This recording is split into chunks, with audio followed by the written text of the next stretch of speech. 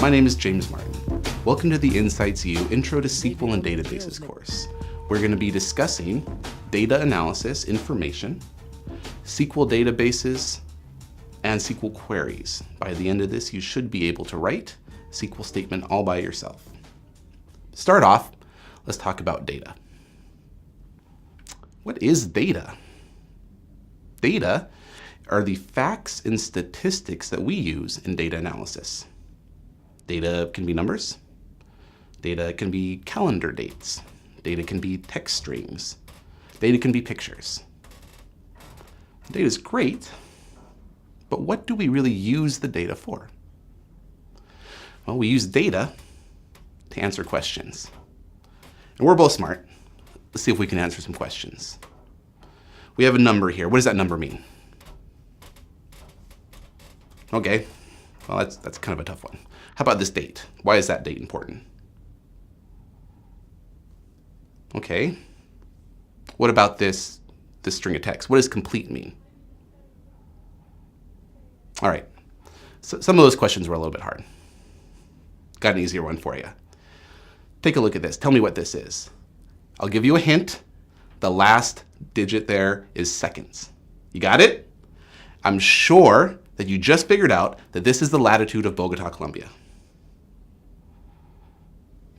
You didn't get that one? Why is that, do you think? Why were the questions hard? Well, data by itself is not information. Let's give another example. Let's say you go into work. You see the boss come in, driving a brand new car, and you think, that looks great. I want to ask him how much he spent on that. You go up to him, ask him, and he says, 14, and walks away. And you're thinking, 14? $14? It could be $14,000. It could be $14 million. Hell, I don't know. It could be 14 sheep. Did he barter for it? 14 is data. 14 is a fact. But 14 does not inform. So what is information? Information is the answers to the questions we ask. Information can be fields in a table. Information can be logical expressions we perform. Information can be the calculations we produce. But most importantly, information is our understanding of the data. If you have a good understanding of your data, you can make good decisions. Good information leads to good decisions. Bad information leads to bad decisions. So if data is what we have and information is what we want, how do we get from data to information? Let's talk about metadata. Meta in Greek means something pertaining to or describing a level above or beyond. So metadata means data that describes other data. Metadata gives you context. And with context, you can turn data into information. Let's look at a phone bill as an example. The data on your phone bill is going to be your texts, your pictures, your phone calls. And the data by itself is kind of meaningless. A text alone doesn't mean anything. But when you look at it in the context of your bill, you know when, you know where, to whom, you understand more about each one of the pieces of data. Now, metadata can be point of view. What's data to me may be metadata to you, and what's data to you may be metadata for me. Let's go back to that car. Your boss said 14. Now to him, 14 was information. It meant something, but to me, it means nothing. Data without context is meaningless. Our job as analysts is to bring that metadata, to bring that context, so that we can understand our data. So let's talk about databases. When we talk about databases, let's think of the concept of a database server.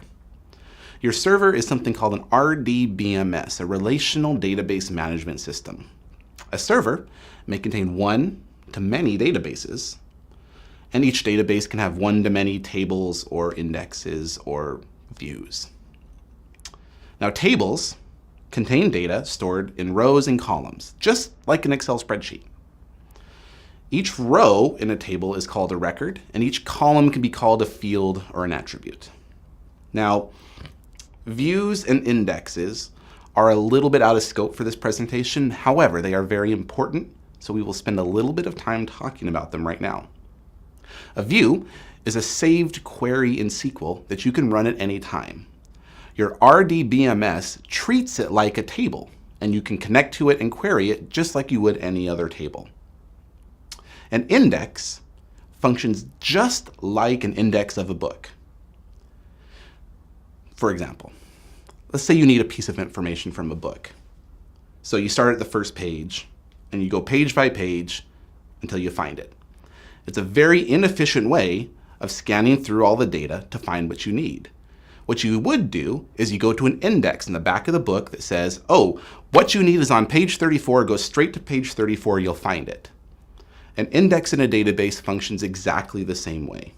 When you create an index, you can look in the back and say, I'm going to go exactly to this row to find the data that I need.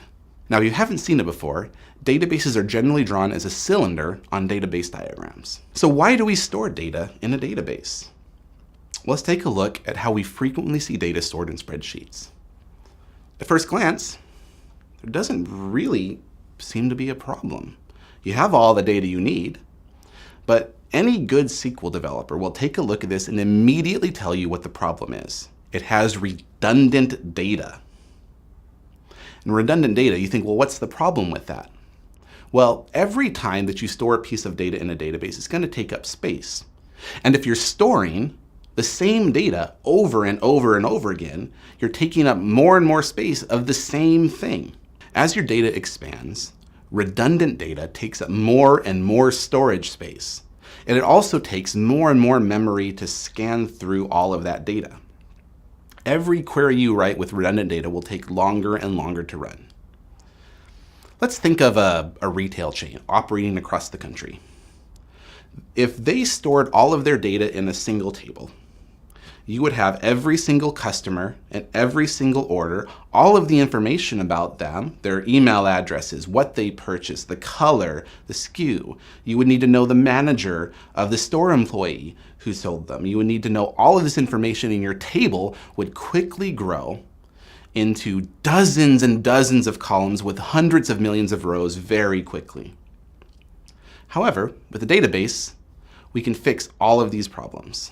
The biggest benefit to a relational database is normalizing the data. Now, normalization means we're going to take those big tables and break them apart into smaller tables and be able to use references from one table to another. And the benefit is the more your data is structured and organized, the less resources and less time it takes to run your queries.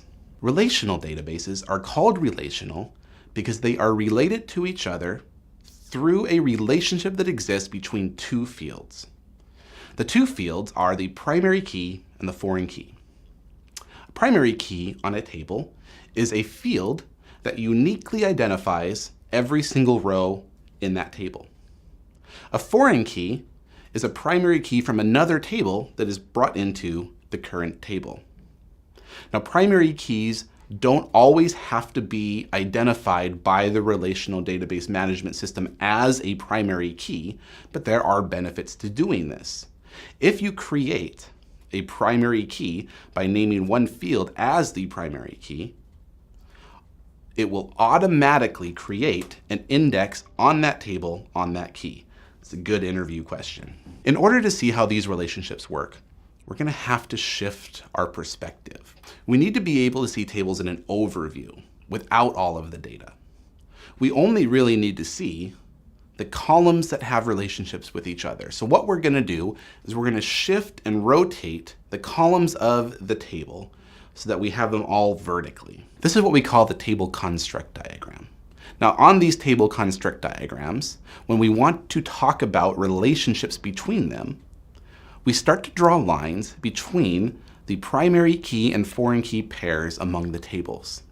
If you're starting out to a new database, looking at a database diagram like this was going to show you how to connect all of the data. We'll cover what the ones and infinity symbols mean in just a little bit.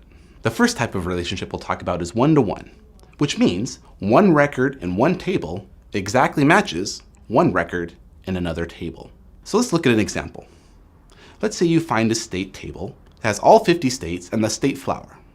And you find another state table that has all 50 states and the state gemstone. These tables have a one-to-one relationship because the state of Washington ties exactly to the state of Washington, and it will never tie to the state of Virginia. Virginia ties to Virginia. When you see this relationship drawn in a database diagram, you'll either see a straight line connecting the two tables or a line with two ones on it, denoting the one-to-one relationship. Now, generally, you won't see this drawn in a database diagram because storing a table of states with one field and another table of states with one field would be far easier to have a single table that has all 50 states, the gemstones, and the flowers. However, there may be some particular circumstances where a one-to-one relationship is needed. The next type of relationship we're going to talk about is the most important one you'll see. It's the one-to-many relationship. Now, what that means is one record in one table ties to many records in another table. Let's see an example. Let's say you have a list of customers who are making purchases off of Amazon. Each customer can make as many purchases as they want. However, each purchase is only tied to a single person. And here's how we see the relationships drawn. You'll generally see them drawn as a single line on one side and this little trident or caret symbol, or you'll see them with a 1 or an infinity symbol like we had in our previous example. Now, the reason you're going to see these most often is because as we normalize data, as we break it apart and put it into smaller tables with referential columns, we're creating one-to-many relationships. The last relationship we're going to talk about is many-to-many. And as you may have guessed, that means many records in one table map to many records in the other table. Let's take a look at an example. We have a music fan table and we have an artist table. Each music fan can be a fan of many different artists, and each artist can have many different fans. Now, it seems straightforward, and you may think that this is how we're going to draw a database diagram, except you'd be wrong, because in a database, we do not store data with a many-to-many relationship. Let's think about why for a moment. Let's take those artists and let's put them into the music fan table. Now, when we do that, each artist record gets duplicated by the number of fans that artist has. This causes problems. It creates redundancy by recording the same music fan information over and over again, and it causes a violation of our primary key because it is no longer unique for each record. So how do we fix this? Well, we're going to create a new table with two columns. One column is going to be a key of the artists. The second column is going to be a key of the music fans, and we're only going to keep where they match. This new table has a one-to-many relationship from the artist table to the artist key and the music fan table to the music fan key. This allows us to keep our tables normalized and still be able to join them together. What types of databases are there?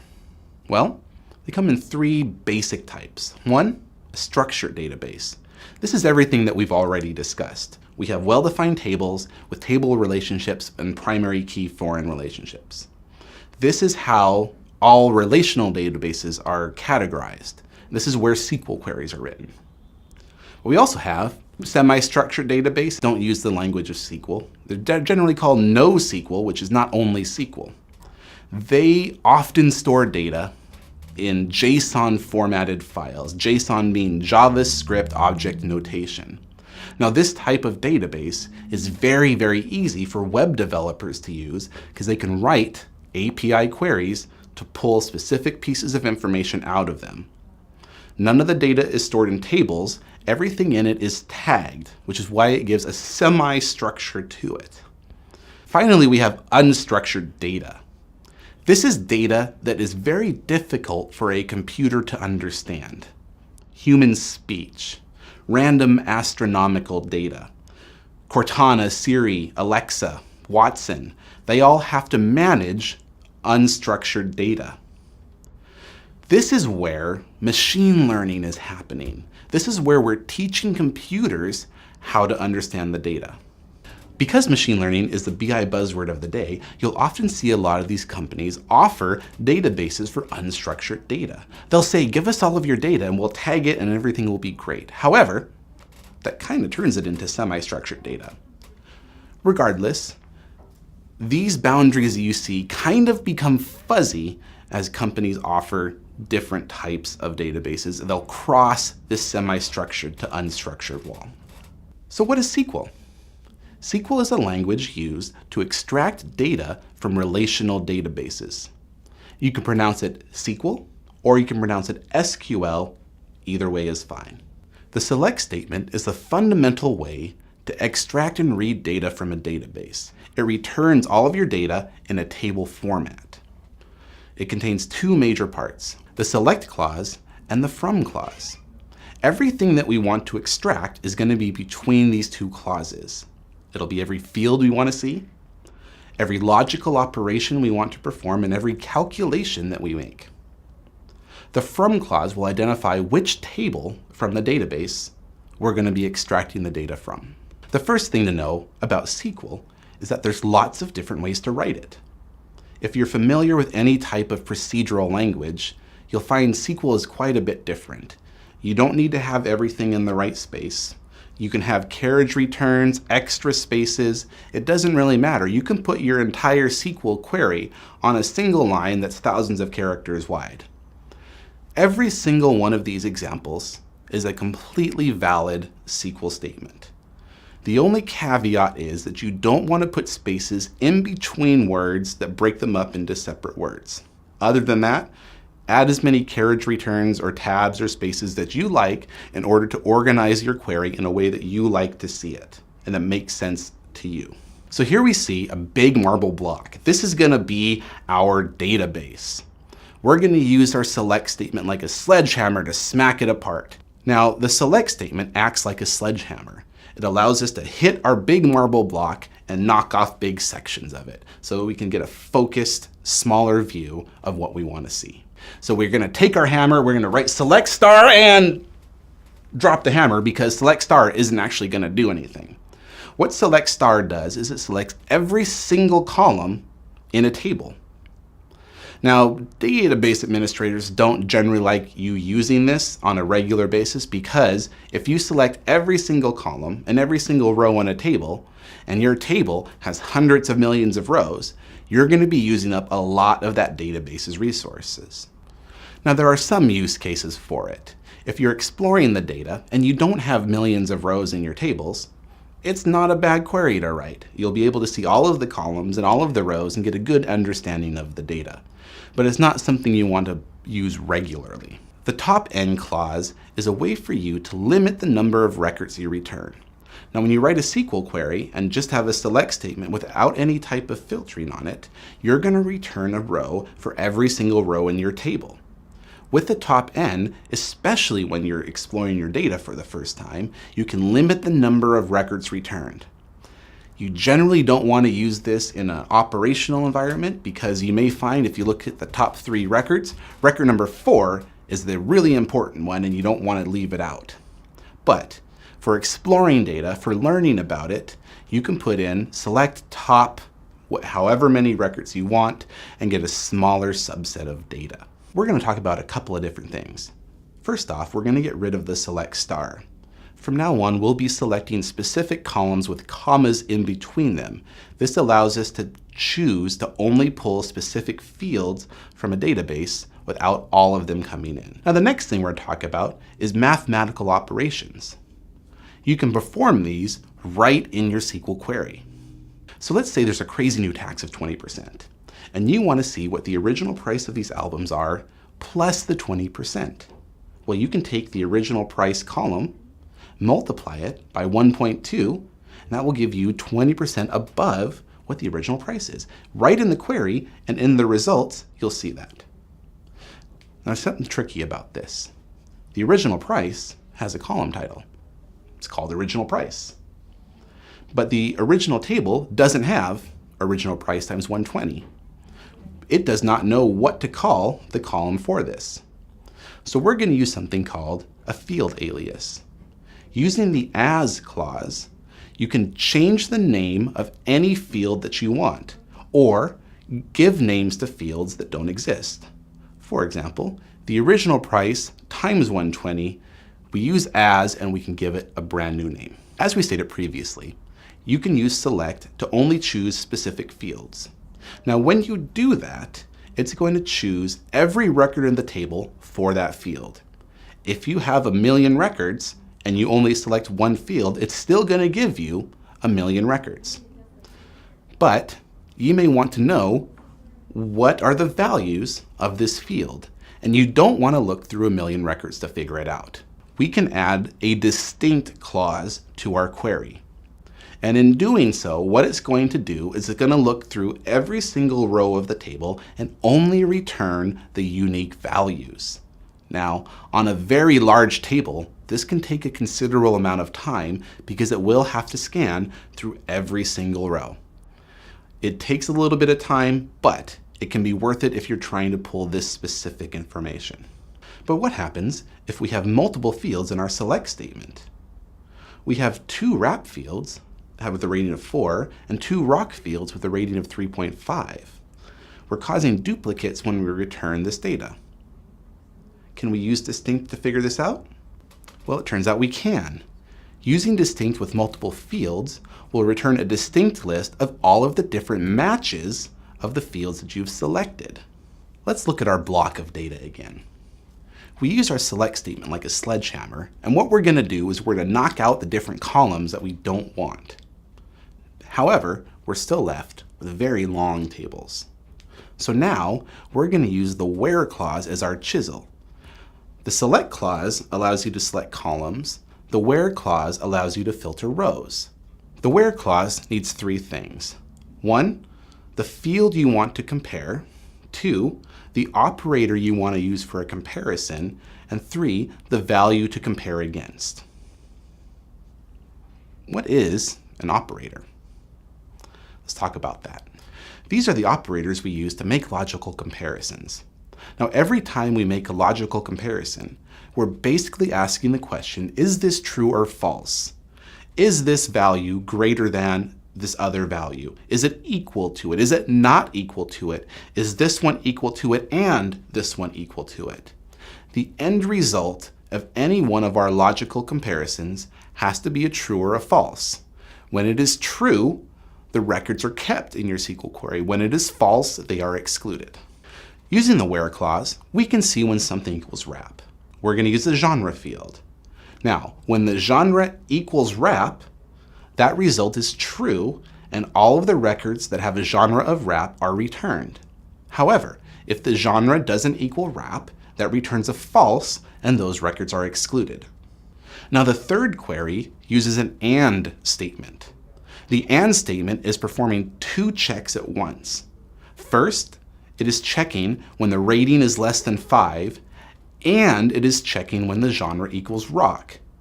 When you use an AND statement, both things have to return true, or the whole thing returns false. So looking at them separately, there are 7 records that have a rating less than 5, and there are 4 records that have a genre of rock. However, there are only 3 records that have both a rating less than 5 and where the genre is rock. Both of them had to be true, and that is what's returned. Now, we haven't seen text strings in SQL yet, but this is a good place to point it out. As you can see, when we compare rock and wrap, we enclose text strings in single quotation marks, and this lets SQL know that these are text strings and not any code that it needs to run. When you find yourself writing SQL where clauses, you may find that you're repeating some of the same operators multiple times. For example, let's say you have 10 statuses and you need to check 5 of them. So in your SQL query, you could write where the status equals 1, or the status equals 2, or the status equals 3, or the status equals 4, or the status equals 5. However, you don't want to have to do that every time. You may also find yourself writing where the date is greater than January 1st and less than December 31st. To fix some of this, SQL has multiple operator clauses. The first of the SQL multiple operators is going to be the in function. This allows you to perform a multiple OR statement by putting each value that you want in parentheses separated by a comma. This will allow you to check the same field for multiple values, so you don't have to write where status is 1 or status is 2 or status is 3. The second multiple operator clause we'll talk about is the between function. This will perform a greater than or equal to and a less than or equal to at the same time. You can use this with numbers, you can use this with dates, but keep in mind the between is an inclusive function, so it will include whichever you use. So if you want everything in 2018, you can put January 1st, 2018 and December 31st, 2018, and both January 1st and December 31st will be included in your results. Now, when writing these queries, you still want to remember you need to put single quotes around anything that is a text field you're going to be using in your comparisons. So in your in statements or your betweens, you still want to use it. Like is a very useful SQL filter that allows you to perform wildcard searches on text fields. Now what this means is it allows you to search for things you don't exactly know the answer to. For example, let's say you have unclean data. Perhaps people have been manually entering things and they spell names wrong. You can search for names that are like something. Or you could have completely valid data and you want to search for a specific string of characters. Maybe you want to find everyone that has a Hotmail address. The first part of the email is going to be completely different, but you know it's all going to be at hotmail.com. So the way it works is you use the percentage sign as wildcard operators. You can put them at the beginning, or you can put them at the end, or you can put them on both sides of something that you want to search for. And remember, it will search the entire text string for this. Let's take a look at some examples. First, we're going to write a query to find anything that ends in Y. So what we do is we put our wildcard in front of the letter Y, enclose everything in the text strings, and what it's going to do is find anything that starts and then the very last character ends in Y. We can reverse it. Let's find anything that begins with U. So we put a U at the beginning, we put the wildcard after it, and now anything that starts with the letter U will be returned. Or we could put quotes on each side and wildcards on each side and find anything that has unify in it within the entire text string. In the SQL example, we can see we're searching for any artist that starts with the letter K, and we've returned Kanye West and Kid Cudi. Now let's talk about joins. What is a join exactly? Well, join is when you start with one table, you add another table to it using those key fields. It's just like taking two spreadsheets and sticking them together. You're adding additional columns by adding the metadata from the other tables. Every time you do a join, your table gets wider and wider, and then you can select the fields from any of the tables that you want. Here is a basic SQL join. It starts off with a standard select statement, and after the from statement, we add the join statement to tell it which table we're joining to, with a clause saying which fields we want to join on. Now that we're combining SQL tables, we have to do something a little different that we haven't done before. Because we have multiple tables now stuck together, we have to make sure SQL understands which tables to pull from. So from now on, when we look at fields, we have to make sure that we use table references when we write our field names. That means before we write the name of the field, we write the name of the table with a period and then the field. In this example, you can see we're using table A.key and table B.key. This makes sure that SQL knows which key is being compared to which key from which table. Now let's talk about our consultant and client history tables that we broke apart in one of our very early examples. If we look at the fields in these tables, some of them are the same and some of them are different.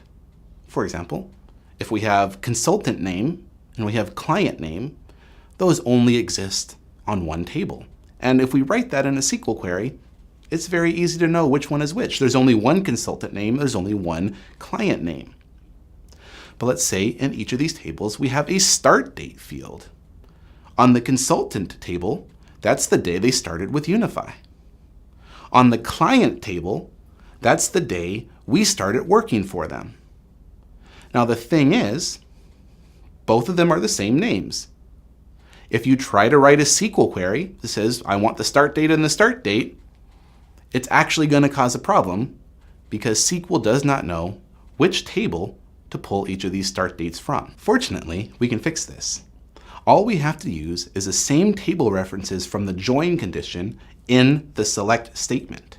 If we write client history start date and consultant start date, SQL knows exactly which fields we want to use. But you notice we have to write client history consultant a lot. Is there anything we can do to make this simpler? Yes, there is. Just like when we used a field alias using the as clause earlier, we can create a table alias. Now, in order to create a table alias, you can use the as clause, or as a shortcut, you can just put a space in between the end of your table name and whatever you want to call that table.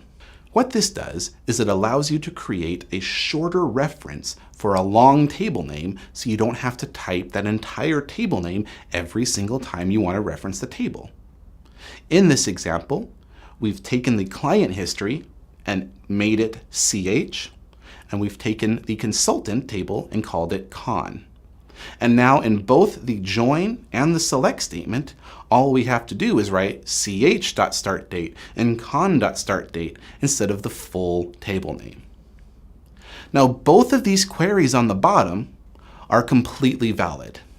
And many people prefer to write the entire table name so they know exactly which tables are going to which fields. Either way you want to write it is completely fine. Now let's talk about the different types of SQL joins. If you look up SQL joins on Google, you'll find a very similar image to what's here. This Venn diagram image is a common way to explain SQL joins. And obviously it makes a lot of sense. Well, at least that's what I told the person who tried to teach me because he didn't explain it very well, so I'm going to do a better job with you guys. Each of these Venn diagrams represents the left table and the right table in a SQL join. The left table is always the table that you start with, and the right table is the table you're trying to join to it. The overlapping colors in each of these Venn diagrams describe which fields are left over after the join is complete. In this presentation, we're only going to be looking at the simple inner and outer joins, and we're not going to be focusing on any of the more complex ones that require where clauses. So we're only going to be looking at these types. We're going to start off with an inner join, and this is how they're written. Now, with our basic joins, they have inner and outer joins. With an outer join, you have to define what type of an outer join it is. If you do not define that, the only result could be an inner join. So that means there's two ways you can write an inner join. Number one, you write inner join, or because anything that's not defined as an outer join is by default an inner join, it's very common to only write the word join. Either way, these two joins are completely valid SQL queries. So let's take a look at how this inner join works. We're going to bring out two tables that are already connected on their fields. Now, let's take a look at our Venn diagram and see which fields are going to be left over. When we perform an inner join, we see it's only going to keep the records that match between the two tables. Anything that's on table A that is not on table B will be excluded. And anything on table B that is not on table A will be excluded. The inner join is a filtering join. The resulting data set can be smaller than the table you started out with. We're going to look at the same two tables, and we're going to see what's different about outer joins. Now, when we do an outer join, like I said, we have to define what type of join we're doing. And we're going to talk right now about left and right outer joins. And just like the inner join, once we've defined it as a left or a right join, we know it's an outer join already. So we can choose to say right or left outer join, or we can choose to say right join or left join. Any one of the ways you want to write that is totally fine. All of them are valid SQL. Let's see how a left join works. First, let's take a look at our Venn diagram. As you can see, the left side of the diagram is completely highlighted. That means everything in the left table is being included, where only the records that match in the right table are being included. So if we look at this on the table diagram, we can see everything in table A is being kept and only the things that match in table B are being kept. Now, table B can be much larger than table A, but the results are still going to be the same. Anything that is not in table B that is in table A is not going to be kept. Now let's take a look at right joins. And as you may have guessed, it's the opposite of what a left join is. Our Venn diagram shows everything on the right table is kept and only the stuff that matches on the left. So if we look at this at the table, as you can see, everything on the right rows are kept where the left is not. Now generally, you will use left joins a little more often than right joins because as you write a SQL query, you're building a table as a result, and you want to add metadata to the table. If you use a right join, you risk taking some of that data away. There are perfectly valid reasons why you want to use a right join, but you will more often use left joins. Here's the final type of outer join that we're going to talk about. This is a full outer join. And like the other joins, once it's described as full, we know it's an outer join, so you can call it a full or a full outer join. Either one is viable. Now what the full outer join is, as you can surmise by looking at the Venn diagram, it's going to keep all of the records from both tables, regardless of if they match or not. Now a good example of this is if you are writing a query to find a specific set of customers, and you want to see how do these customers' sales compare to all of the sales in our company. If you have a specific list of customers and you join sales to them with a left join, the only thing you're going to see is the sales for these customers. However, if you do a full outer join, you'll be able to sum all of the sales for the company as well as the sales for your customers. So we've talked about joins at a high level, but what are they doing exactly? Well, let's take a look at these two tables here. We're going to join them and see how the join is going to be processing this information. So let's see what this join is going to do. Number one, we know that the columns are going to be these specific names. So we'll move those over. Number two, we know we're doing a left join, and only one of the fields is coming from that left table. However, because it's a left join, every single field from that table is going to move over. So let's put it down in the results query. Now we're going to pull two fields from the right table. But how do we know which fields? We go to the consultant table on the left. We look at the foreign key from the job position table. We go to the job position table, we find that key, and now we know which records to retrieve. So we'll put those down. Now we're going to follow this process for all of the records on the table. We're going to look from this one, go over to here, and pull those records in. And that's how the joins work. And that brings us to the end of the Intro to SQL and Databases. My name is James Martin. Thank you.